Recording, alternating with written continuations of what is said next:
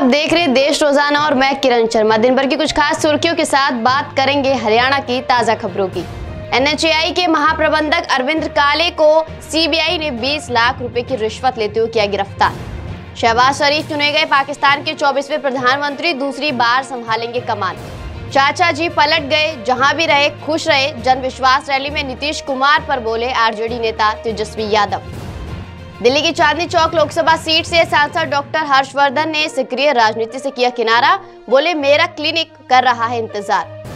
Greater Noida waste में blue sapphire mall की छत से गिरी ग्रिल, 2 की मौत।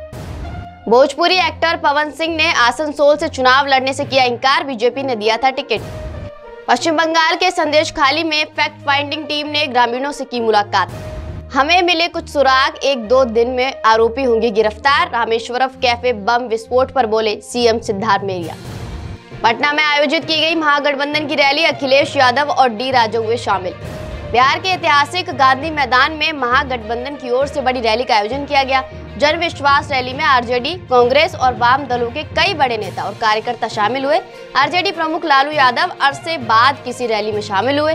उनके अलावा कांग्रेस सांसद राहुल गांधी, कांग्रेस अध्यक्ष मल्लिकार्जुन खड़गे और समाजवादी पार्टी प्रमुख अखिलेश यादव समेत वाम दल के कई नेता मंच पर मौजूद रहे।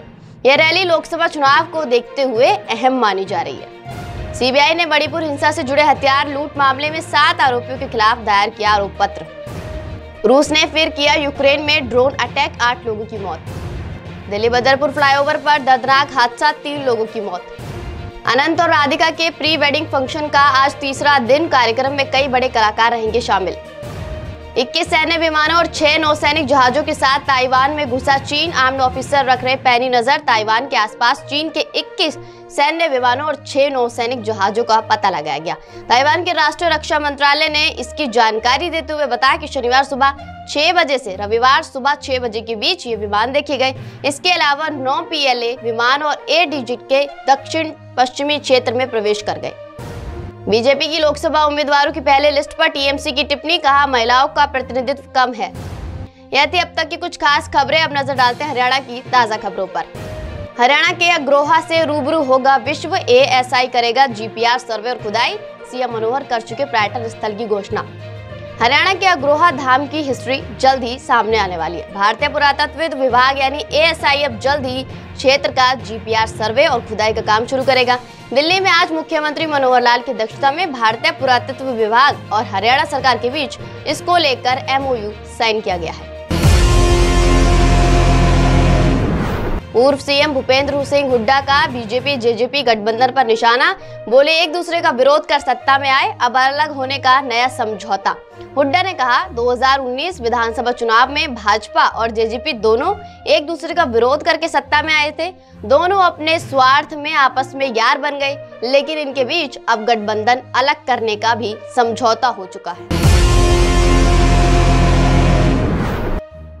हरियाणा में डीजे बजाने को लेकर शादी में बवाल, दूल्हा दुल्हन के रिश्तेदारों में चले लात और घूसे। लड़की के भाई का सिर फटा, विदाई से किया इंकार। हरियाणा के फरीदाबाद में शनिवार रात डीजे बजाने को लेकर बाराती और लड़की पक्ष आपस में भिड़ गए। दोनों तरफ से जमकर लात घूसे चले। विवाद के बाद लड़की पक्ष ने दुल्हन को विदा करने से इंकार कर दिया। मारपीट में दोनों पक्ष के लोग घायल हुए। फरीदाबाद हाफ मैराथन में पहुंचे मुख्यमंत्री मनोहर लाल खट्टर, कहा नशे के खिलाफ युवाओं में जागरूकता के उद्देश्य से मैराथन का किया गया आयोजन। हरियाणा के 44 शहरों में बारिश, ओलावृष्टि का अलर्ट, 70 किलोमीटर स्पीड से चलेंगी हवाएं। रोहतक में रिकॉर्ड बारिश, हिसार में तीसरी बार ओले गिरे। यह थी देश दुनिया खबरों के साथ हरियाणा की खबरें। कल फिर मुलाकात होगी, जब तक के लिए देखते रहिए देश रोजाना। नमस्कार। हमारे साथ जुड़े रहने के लिए देखते रहिए देश रोजाना का YouTube चैनल सब्सक्राइब कीजिए। साथ ही देश रोजाना की खबरें सबसे पहले देखने के लिए प्रेस कीजिए बेल आइकन।